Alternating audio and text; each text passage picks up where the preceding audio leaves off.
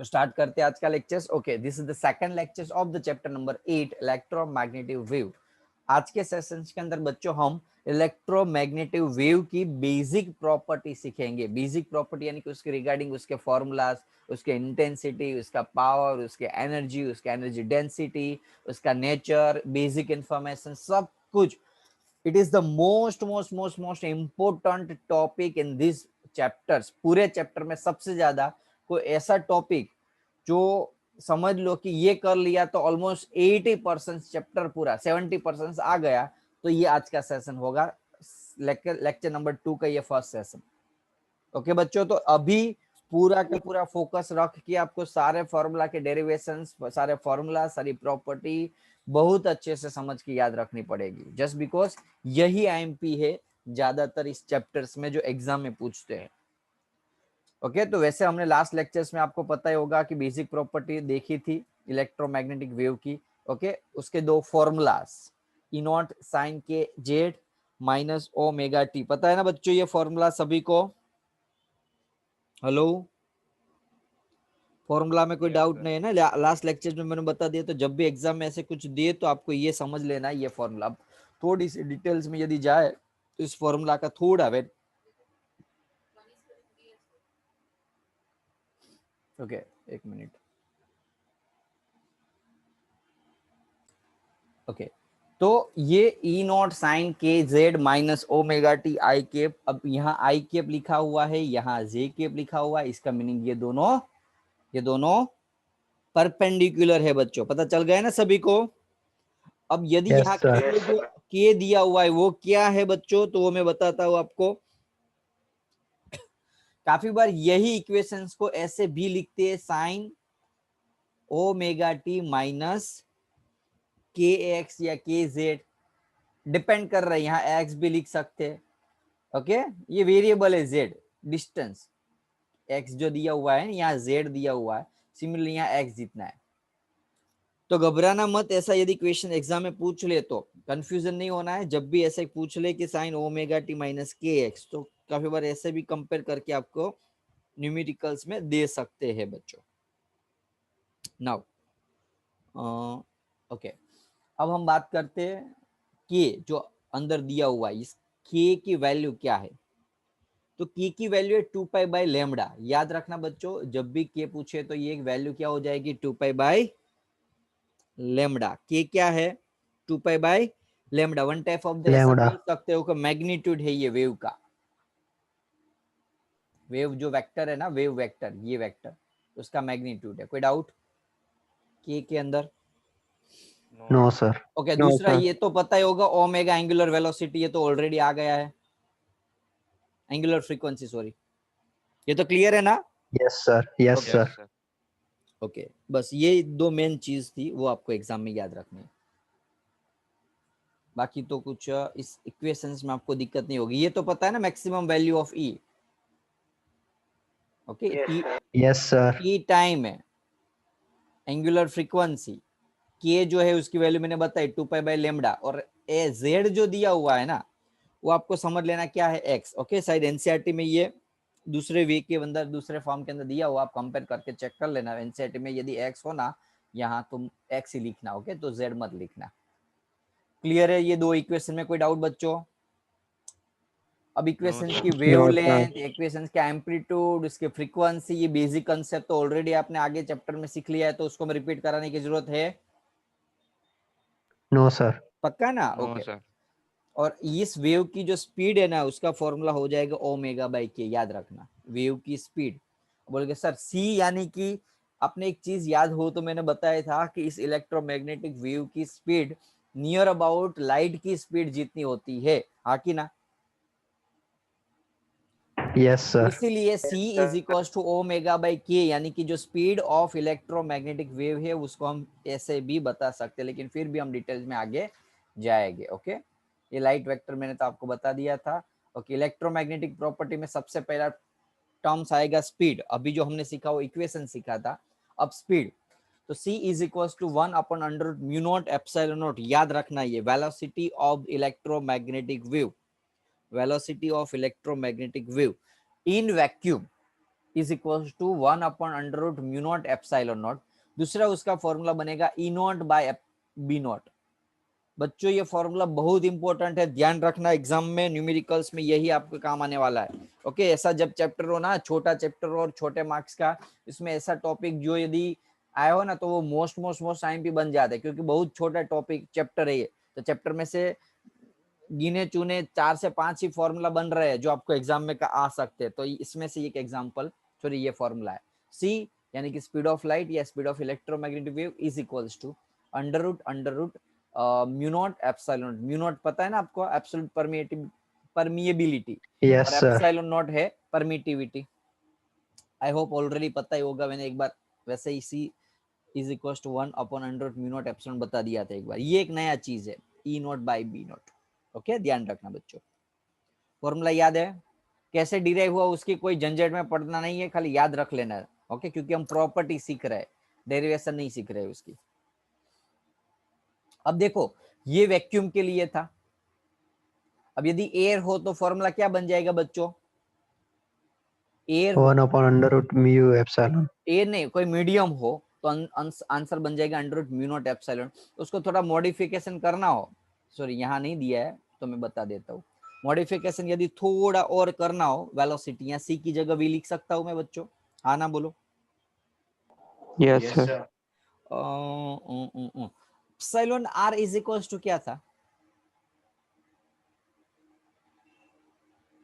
Relative E upon permeability. E naught. Relative E upon permittivity E naught. Epsilon upon epsilon naught था, E by naught. Yes, sir. तो मैं यहाँ ई की जगह ऐसा लिख सकता हूँ, ई आर ई नॉट, ई की जगह। Yes, sir. सिमिलरली म्यू की जगह भी वैसे लिख सकता हूँ, mu r Mu or mu naught. Mu not.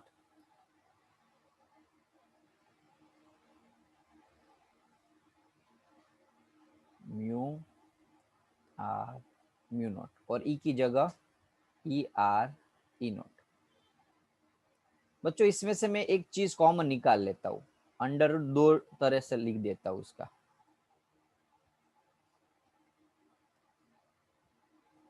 उसको मैं ऐसे लिख सकता हूँ, mu not epsilon naught mu r epsilon r, लिख सकता हूँ तो हाँ बोलो।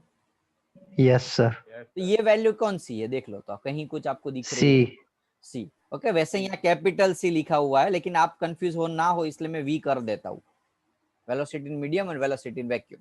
तो इसकी जगह में यदि सी लिख दूं तो वी का फॉर्मूला क्या मिला आपको? C upon under root mu r epsilon r. Meera बोलो कोई डाउट? No, sir. ओके, और एप्सिलॉन आर की जगह काफी बार हम क्या यूज कर सकते हैं कि ये डाइलेक्ट्रिक पर तो डाइलेक्ट्रिक कांस्टेंट यूज कर सकते हैं बच्चों। एप्सिलॉन आर याद करो, फर्स्ट चैप्टर में यूज किया Yes, था। sir. Yes sir. तो थोड़ा सा एक्स्ट्रा आपको लिखना हो जब एग्जाम में, यदि खाली प्रॉपर्टी के बारे में पूछे और इसमें स्पेसिफिक प्रॉपर्टी स्पीड को बताने को पूछे, ओके 2 मार्क्स का, यदि इन केस पूछ लू यार छोटे से कोई दूसरे एग्जाम के अंदर, तो आपको थोड़ा लंबा खींचना हो टॉपिक तो ऐसे डेरिवेशन करके खींच सकते हो। कोई डाउट? No, sir. पक्का ना? अब इसका मीनिंग है कि कोई भी इलेक्ट्रोमैग्नेटिक वेव है ना, उसकी जो यानी कि जो स्पीड है वैक्यूम के अंदर वो एक फिक्स रहती है। अब सी का फॉर्मूला था ई नॉट अपॉन बी नॉट। इसका मीनिंग ये है, ये जो ई और बी है, ई और बी है, उसका रेशियो कांस्टेंट है। उसका रेशियो क्या है बच्चों? कांस्टेंट। यानी कि यदि Constant. एक इंक्रीज होगा तो दूसरा ऑटोमेटिकली डिक्रीज होगा। देखो लाइक एग्जांपल मैं 50 लिखूं तो 50 इज इक्वल्स टू एक minute 500 upon 10, like example for. तो 510 को मेंटेन रखने के लिए क्या मैं ऐसा लिख सकता हूँ, 5, ये डिक्रीज किया मैंने वैल्यू, रेशियो मुझे एक सेम रखना है, रेशियो सेम रखना है, तो इसका आधा 250 किया। चलो इसका 3 बड़ी वैल्यू ले ली यार मैंने, बड़ी वैल्यू ली, थोड़ी छोटी वैल्यू रखता हूँ मैं, 12 4 रखता हूँ चलो, तो 12 डिवाइड बाई 3। अब बच्चों में यदि यहाँ 8 लू, नीचे 2. C4 नीचे 2 हो जाएगा,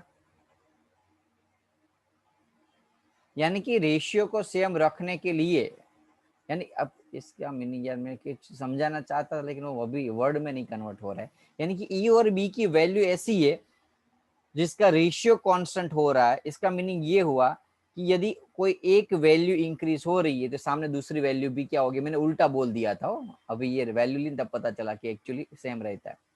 ए की वैल्यू इंक्रीज होगी कि बी की वैल्यू भी इंक्रीज होगी, इंक्रीज होगी। बी की वैल्यू डिक्रीज होगी तो सामने बी की, ई की वैल्यू भी डिक्रीज होगी। ओके, वैल्यू का कांस्टेंट है इसलिए। चलो स्पीड में कोई डाउट बच्चों? No sir. No sir. जब एग्जाम में पूछे इलेक्ट्रोमैग्नेटिक वेव की प्रॉपर्टी तो पहला लिखना है उसके इक्वेशन। इक्वेशन में जो आपको मैंने बताया था आगे, कौन सा वाला टॉपिक, ये वाला इलेक्ट्रोमैग्नेटिक वेव में पहला टॉपिक लिखना हो, प्रॉपर्टी लिखनी हो तो इक्वेशन लिख दो। ये दो इक्वेशन में बाद में के की वैल्यू ओमेगा को समझा दो। उसके बाद आएगा टॉपिक प्रॉपर्टी के अंदर स्पीड, और बाद में स्पीड का फॉर्मूला लिख दो, C is equal to 1/√μ naught epsilon is equal to E naught B naught is equal to 3 × 10⁻²। ये स्पीड वैक्यूम में थी C, मीडियम के अंदर V होगी, मीडियम में एप्सिलॉन E लिखा, म्यू और E कन्वर्जन किया और C के कन्वर्ट में किया तो V का C के साथ कुछ रिलेशन मिला। ये बता दो, दूसरी एक प्रॉपर्टी बतानी हो तो बोलो बच्चों, कोई डाउट इसमें? No sir. अब एनर्जी का फॉर्मूला, अब कॉमन लॉजिक है, देखो सन के पास एनर्जी है बच्चों, सन के जो वेव आ रहे हैं, सोलर क्या है, हम सनलाइट से जो सोलर चलाते हैं पावर एनर्जी, क्या वो एनर्जी जनरेट की सोलर पावर पैनल ने, कि ऑलरेडी एनर्जी सन में से आ रही थी, उसने उस एनर्जी को हमने इलेक्ट्रिसिटी में कन्वर्ट किया। बोलो क्या था? कन्वर्टिव हुआ ना, एनर्जी कन्वर्टिव हुई। इसका मीनिंग क्या हुआ कि जो सन के रे है वो हमने ऑलरेडी आगे प्रूव कर दिए थे कि लाइट जो है सन के रे यानी कि वन टाइप ऑफ लाइट, और लाइट जो है वो इलेक्ट्रोमैग्नेटिक वेव है। तो इलेक्ट्रोमैग्नेटिक वेव यानी कि लाइट के अंदर कुछ एनर्जी होती है बच्चों। इसलिए काफी सारे ऐसे कैलकुलेटर भी आते हैं, याद करो कैलकुलेटर में ऐसे छोटी सी चिप होती है जो लाइट से चलती है, क्योंकि कैलकुलेटर को चार्ज करने के लिए क्या हम हर बार सन के नीचे तो रखना नहीं पड़ता ना आपको, हाँ कि ना? यस सर, यस तो सर। वो जो सेल होते हैं लाइट से, ऐसा जरूरी नहीं है कि सनलाइट से ही एनर्जी मिलती है सोलर सेल चलते हैं, आप लाइट से भी चला सकते हो बच्चों, क्योंकि लाइट के अंदर भी एक एनर्जी, शायद इसलिए है ज्यादातर लाइट से। अब देखो आपकी आंखें है ना, उसके अंदर पेन होना स्टार्ट हो जाता है समटाइम्स, जस्ट बिकॉज उसके अंदर कुछ एनर्जी होती है, और एनर्जी यानी कि पावर। तो इलेक्ट्रोमैग्नेटिक की भी कुछ एनर्जी होती है, लेकिन बच्चों उस एनर्जी को डिफाइन करना हो तो कैसे करें? तो हमारे पास उसका एक्चुअली कोई बेसिक फंडा तो है नहीं। ऐसा तो हम नहीं बता सकते ना कि जो वेव आ रहे है उसकी एनर्जी, क्योंकि वो तो करोड़ों में होती है, अलग अलग डिफरेंट टाइप ऑफ वेव की डिफरेंट टाइप ऑफ एनर्जी होती है। कुछ फिक्स वैल्यू जब मुझे समझनी होती है तो मैं एनर्जी डेंसिटी की बात कर रहा हूँ। क्यों बच्चों? इस सन में से निकल रही एनर्जी तो बहुत ज्यादा होती है।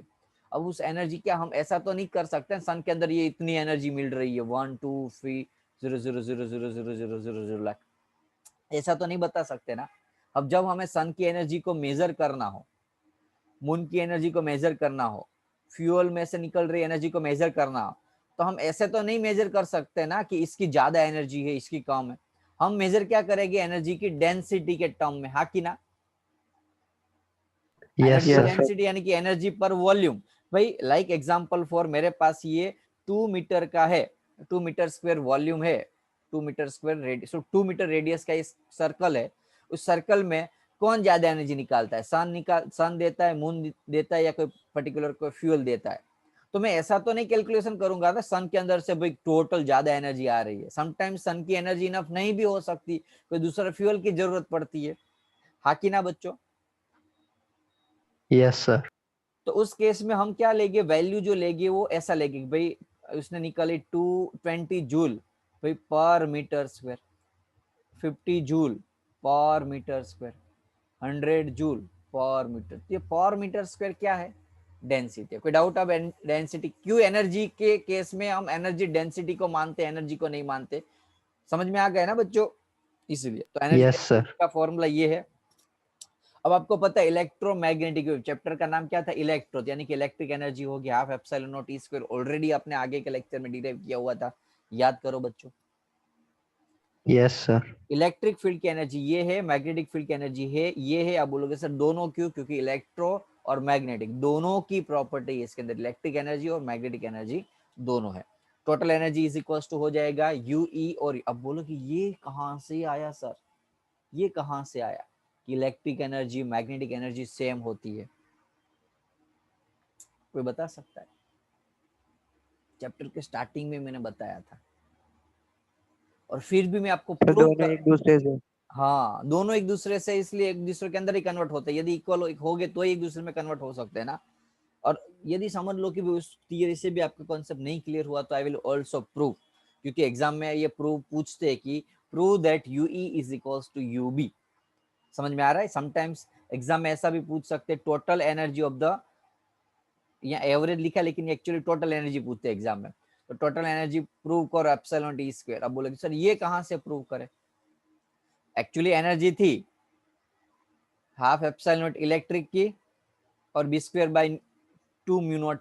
अब उसमें से ये जो लाने की प्रोसेस है मैं आपको करा रहा हूं, वो भी समझ में आ रहा है? यहाँ इस टोटल एनर्जी का ये फॉर्मूला इलेक्ट्रिक और मैग्नेटिक, अब उसमें से हमें एक्चुअली ये भी टोटल है ये भी टोटल है, लेकिन एग्जाम में आपको ये प्रूव करने को पूछा दिया है कि भाई prove that total energy of the electromagnetic wave is epsilon naught E square. But sometimes उसको एग्जाम ऐसे भी पूछ सकते हैं B square by mu naught. तो वो कैसे सोल्व करोगे वो मैं आपको डेरिवेट करा रहा हूँ। ओके, वो अभी टेम्पररी सेकंड स्लाइड के अंदर समझाऊंगा, लेकिन अभी इतना याद रख लो कि electric energy density magnetic energy density दोनों सेम होती है। तो half epsilon naught E square is equals to B square upon 2 mu naught. 2 cut हुआ, 2 कट, हाँ epsilon naught E square is equals to B square upon mu naught. कोई doubt बच्चों? No, sir. तो ये equal है। अब वो कैसे इक्वल हुई अब डिराइव करते हैं। चलो, तो जब भी एग्जाम में ऐसा पूछे एनर्जी के बारे में, तो यदि बड़े मार्क्स का हो तो डेरिवेशन के साथ लिखो, और छोटे मार्क्स का हो तो खाली इतना बता दो। ये आपको समझ लो, छोटा क्वेश्चन हो 1-2 मार्क्स का, 1 मार्क्स का एनर्जी के बारे में पूछा हुआ, ओके 1 से 2 मार्क्स का, तो इतना लिख दो। अब यदि 3 मार्क्स हो, वैसे 90% चांसेस नहीं है, फिर भी यदि पूछा तो प्रूव करते हैं हम। क्या प्रूव करते? Total energy is equals to epsilon naught e square। Actually formula half epsilon T square था, याद करो, लेकिन वो खाली इलेक्ट्रिक की थी, हमें यहाँ टोटल प्रूव करनी है। कोई डाउट बच्चों? हम बोलोगे सर कहां से किया ही नहीं है अभी तो आपने। चलो करते हैं। Total energy is equals to क्या था बच्चों? इलेक्ट्रिक एनर्जी और मैग्नेटिक एनर्जी था, हाँ ना बोलो? Yes, sir. एनर्जी डेंसिटी हो, मैं डेंसिटी वर्ड नहीं बोल रहा हूँ, इसका मीनिंग ये नहीं कि मैं एनर्जी की बात कर रहा हूँ, यहाँ मैं एनर्जी डेंसिटी की ही बात कर रहा हूँ, ध्यान देना। ऐसा हो तो मैं यहाँ एनर्जी डेंसिटी का ही फॉर रो लिखूं, कंफ्यूजन ना हो बाद में। यहाँ यू भूल से लिख दिया क्योंकि यू एनर्जी के लिए यूज होता है जनरली। ओके चलो, शायद यहाँ इन लोगों ने यू लिखा था ना, इसलिए ये नेट से कॉपी पेस्ट किया होता है ना, इसलिए थोड़ी दिक्कत होती है। चलो ओके,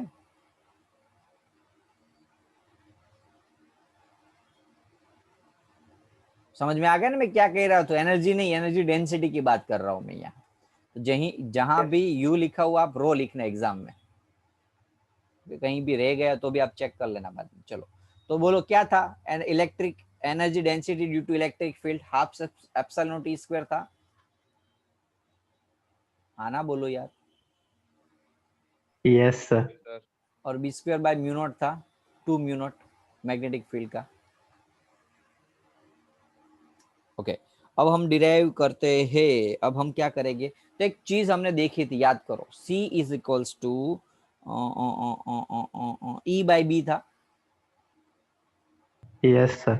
आगे हमने डिराइव किया था C is equals to E by B. तो मैं B इज इक्वल्स टू उसमें से B is equals to E by c लिख सकता हूँ। Sir, E naught by B naught था. हाँ भले ई नॉट बी नॉट, अभी तो ऐसे ही समझ लो, डेरिवेशन कर रहे हैं इसलिए। अरे यार, लिख सकता हूँ हाँ कि ना? Yes, sir. Yes sir. Okay, तो B की जगह मैंने लिखा ई नॉट और नीचे सी नॉट 2 इंटू, अब म्यू नॉट को एप्सिलॉन नॉट में कन्वर्ट करने का एक ही प्रोसेस था, याद करो। म्यू नॉट एप्सिलॉन का रिलेशन किसके अंदर आता था? सी के अंदर। 1/√, म्यू नॉट ई नॉट। तो अंडर रूट हटा दूं तो सी स्क्वायर इज इक्वल टू ये हो जाएगा। Yes sir. अब मुझे यहाँ म्यू नॉट हटाना था, म्यू नॉट हटाना था, तो म्यू नॉट को मेन बना लूं, तो ऐसा लिख सकता हूँ 1/c² epsilon not. Yes sir. यहाँ जो म्यू नॉट था इज इक्वल्स टू, यहाँ में म्यू नॉट की जगह ये जो वैल्यू है ना 1/c² म्यू नॉट, वो डाल देता हूँ एप्सिलॉन। बोलो c² cut. Yes sir. Half half, ये नीचे 2 है, डिनोमीटर का डिनोमीटर, तो ये एप्सिलॉन नॉट ऊपर चला जाएगा। ये हे हुई ना तो प्रॉब्लम। एप्सिलॉन नॉट का कुछ करना पड़ेगा, ये तो क्यूब आ गया। एक मिनट सर वो ई नॉट है ऊपर। सर हो गया ना? हो गया, सॉरी यार, ये ई था। हाँ। हाँ, सॉरी यार। ई नॉट था ये, और एप्सिलॉन ऊपर चला जाएगा। हाफ हाफ 1 हुआ। मिल गया आपको टोटल एनर्जी डेंसिटी का फॉर्मूला, बोलो बच्चों। Yes sir. Yes sir. Similarly यहाँ ऐसे भी लिख सकते हैं ना आप, epsilon naught E square is equal to b² upon mu naught था। और फिर भी यदि ना ऐसा हो, आपका ऐसा अंदर से नहीं मान रहा हो, तो इसमें से वैल्यू डाल देना, कहीं से भी डाल के सॉल्व कर दो। कहाँ डालोगे? नहीं होगा वो। ओके, यदि समझ लो ये पूछे ना आपको ऐसा एप्सिलॉन नॉट ई स्क्वायर, तो आप बी की जगह वैल्यू डालो, बी वाली ये वैल्यू। समझ में आया? यही क्वेश्चन में यदि ये पूछे तो, और ये पूछा हो तो क्या प्रोसेस करते, बोलो चलो, क्या ई की चेंज? वैल्यू डालते। बी को ई तो के फॉर्म में लेना। हम ये एज यूजुअल रखते, इसको चेंज करते, ई नॉट एप्सिलॉन नॉट की जगह ये वैल्यू, यहाँ एप्सिलॉन नॉट को मेन बना लेते, और 1/c² म्यू नॉट डालते यहाँ। सिमिलरली ई की जगह बी वाला टर्म डाल देते, यहाँ ई को मेन बना लेते बच्चों, हाँ कि ना? तो वो डिराइव करोगे तो Yes. आपको b² म्यू नॉट मिल जाएगा। करोगे खुद? Yes sir. Yes sir. ये खुद डिराइव करके बताना मुझे, ओके, होमवर्क के अंदर। कोई डाउट बच्चों? ना सर। एक बार फिर से देख लो। No, sir. एनर्जी के अंदर, एनर्जी की क्या है, कोई इलेक्ट्रोमैग्नेटिक वेव होता है, उसके अंदर कुछ एनर्जी होती है। एनर्जी इसलिए होती है क्योंकि आपको पता है कि जो वेव निकल रहे हैं तो उसके अंदर से जो मिल रहा है आपको, कहीं ना कहीं कुछ एनर्जी उसके अंदर छुपी होती है। ओके, अब एनर्जी जो है वो टर्म्स बड़ा है, हम उसको जजमेंट नहीं ले सकते।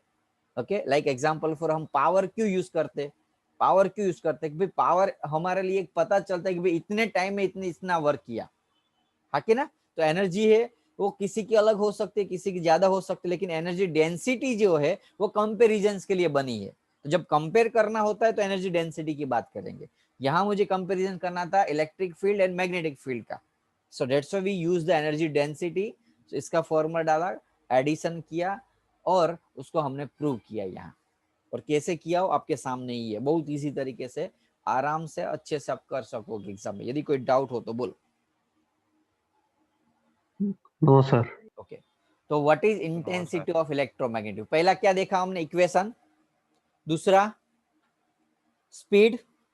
स्पीड। तीसरी एनर्जी डेंसिटी, फॉर्मूला। और चौथा आया इंटेंसिटी।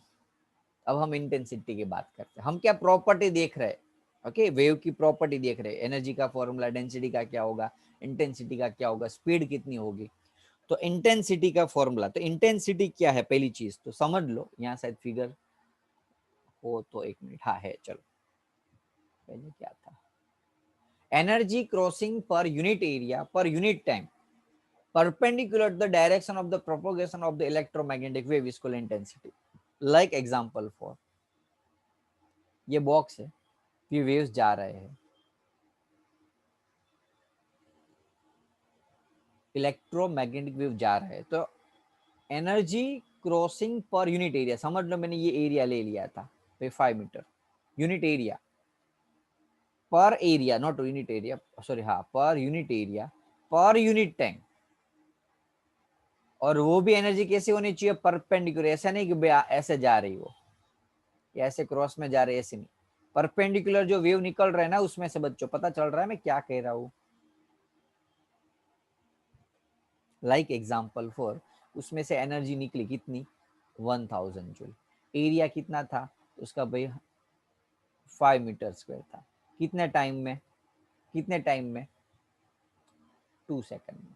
अब मुझे क्या करना है, एनर्जी, एनर्जी तो एनर्जी लिखी पर यूनिट टाइम। अब ये तो 2 सेकंड का है तो डिवाइड बाई 2 करूंगा, तो 2 सेकंड। अब 1 सेकंड के अंदर कितनी एनर्जी जा रही है, 500 जा रही है। सॉरी पहले एरिया लिया, ओके। ये 1000 ये पूरे एरिया में से निकल रहा है। अब मुझे कोई यूनिट एरिया यानी कि छोटा सा 1 मीटर स्क्वायर एरिया लेना है, तो 5 मीटर स्क्वायर में 1000 है, तो 1 मीटर स्क्वायर में कितना हो, तो मैं डिवाइड बाई 5 करूंगा। बोलो पता चल रहा है बच्चों में क्या कर रहा हूँ? Yes sir. तो टोटल एनर्जी ये थी। अब वो 5 मीटर स्क्वायर की एनर्जी थी, मुझे पर यूनिट एरिया लेना है, तो मैंने यूनिट एरिया के लिए 5 को डिवाइड किया, 200। तो 1 मीटर स्क्वायर में कितनी निकल रही है, 200 निकल रही है। फिर भी अभी इनफ नहीं है। अब पर यूनिट टाइम, अब ये 2 सेकंड के लिए निकल रही थी, मुझे 1 सेकंड की चाहिए, तो आंसर 100 मिलेगा, यानी कि 1000 में से आंसर 100 पे पहुंच गया, जब मैं यूनिट एरिया और यूनिट टाइम की बात कर रहा हूँ। एग्जाम में ये चीज खास ध्यान रखना, कॉन्सेप्ट को फील करा रहा हूँ मैं आपको कि क्या कहना चाहता हूँ। कि एग्जाम ऐसा जरूरी नहीं है भाई आपने यदि लाइक एग्जाम्पल खाने की कंपटीशन हुई और खा लिया आपने, तो ओके आपने खा लिया 1000 रोटी खा ली, इट डजंट मीन 1000। आपको वो भी देखना होगा कितने एरिया यानी कि कितने टाइम में खाई आपने। अब एक साल के अंदर भी 1000 खा सकता है और एक 10 दिन के अंदर भी खा सकता है, तो विनर 10 दिन रहेगा ना। तो हमें वो एक क्राइटेरिया बनाना पड़ेगा वो एक्चुअली कंपेरिजन के लिए, इंटेंसिटी के लिए। तो क्राइटेरिया है यूनिट एरिया और यूनिट टाइम। कोई डाउट बच्चों इसमें? No sir. इंटेंसिटी की no definition sir. Clear, intensity की डेफिनेशन क्लियर। फिर भी रिपीट कर रहा हूँ, एनर्जी पर यूनिट एरिया पर यूनिट टाइम। अब बोलोगे sir energy per time formula क्या हुआ, energy upon time, power. Very good, power. ये एक्चुअली इंटेंसिटी में पावर की ही बात की है, पावर पर यूनिट एरिया। तो काफी बार इसका पावर पर यूनिट एरिया फॉर्मूला डाल सकते हो। एक दूसरा फॉर्मूला भी है इंटेंसिटी का, रो इंटू सी। अब ये डेरिवेशन कहाँ से आया वो नहीं कहीं दिया हुआ है, सो डेट्स व्हाई अभी याद रख लो। इंटेंसिटी का फॉर्मूला है डेंसिटी इंटू सी। ओके, डिटेल में जाएंगे तो उसका मिल जाता है, ऐसा नहीं है कि नहीं होता, लेकिन इतना आपको डिटेल में जाने की जरूरत नहीं है। इंटेंसिटी का दूसरा फॉर्मूला है रो। रो यानी कि वो डेंसिटी वाला फॉर्मूला था ना अभी डिराइव किया, energy density yes into sir. C यानी कि टाइम। तो ये दूसरा फॉर्मूला मिला। कोई डाउट इसमें इंटेंसिटी में? सर सी टाइम है। टाइम नहीं, सॉरी, ये स्पीड। ओके। ओके, एक मिनट हो, स्पीड नहीं हो सकती, लेंथ हो सकती है, लेंथ सी। क्योंकि यहाँ से यहाँ एरिया लेना था, यूनिट एरिया लिया पर यूनिट वॉल्यूम। सी टाइम नहीं होगा बेटा, सॉरी स्पीड नहीं होगी, वो लेंथ होगी। पी इंटू डी भी यूज कर सकते हो, या यदि सी लिखो ना तो याद रख लेना कि सी इज लेंथ। ओके, इंटेंसिटी का फॉर्मूला। Hello, yes sir. वो कहाँ से आया ना, मैं डिराइव तो करके रहूंगा, अभी टाइम है तो उसका कुछ निकालते जुगाड़। कहीं टेक्स्ट बुक मैंने देखा, कहीं दिया नहीं था। एक मिनट खाली, just we have to 2 minute already right, तो 2 मिनट है तो कुछ डिराइव करने का ट्राई करते हैं। Intensity, energy area into T. Intensity यानी कि energy per unit volume, volume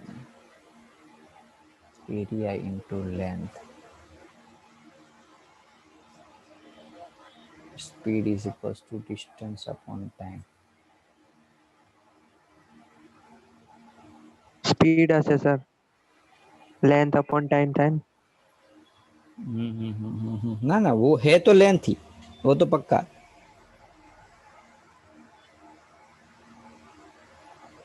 हाँ सर स्पीड हो। स्पीड ना हुई, स्पीड नहीं हुई, देखते हैं sir just. Multiply divide by length करो ऊपर से। એટલે ડિવાઇડ લેન કરશો થઈ જશે સર.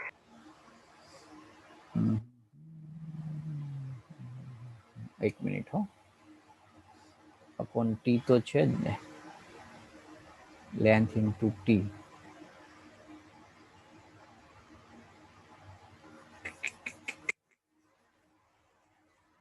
हाँ हाँ हाँ, ये है तो लेंथ ही, वो तो मुझे पक्का है, श्योर हूँ, क्योंकि फॉर्मूला न्यूमेरिकल्स के अंदर उसमें लेंथ यूज की होती है. Okay yes, good good good. है स्पीड ही, है स्पीड, ये सी स्पीड ही है, लेकिन स्पीड पर यूनिट टाइम लिखा हुआ है, ये ऑटोमेटिक लेंथ हुई. देखो स्पीड का फॉर्मूला क्या था, देखो एक्चुअली सॉरी, है लेंथ ही, है लेंथ ही. स्पीड का फॉर्मूला क्या है बच्चों, डिस्टेंस अपॉन टाइम हुआ. डिस्टेंस यानी कि लेंथ, अब यूनिट टाइम यानी कि ये 1 ले ली तो speed is equal to length हुआ. पता चला कि नहीं चला? स्पीड का फॉर्मूला है, स्पीड इज इक्वल टू क्या है, डिस्टेंस अपॉन टाइम है. हाँ कि ना बोलो पहले. Yes, sir. યસ अब સર. डिस्टेंस यानी कि हमने लेंथ ली, एल लेंथ. अब हम ये क्वेश्चन में क्या लिखा था, क्वेश्चन को पता हो तो आपको, यूनिट टाइम लिखा था, तो टाइम की वैल्यू Yes, 1 sir. लू तो स्पीड कितनी हो जाएगी, लेंथ जितनी हो जाएगी.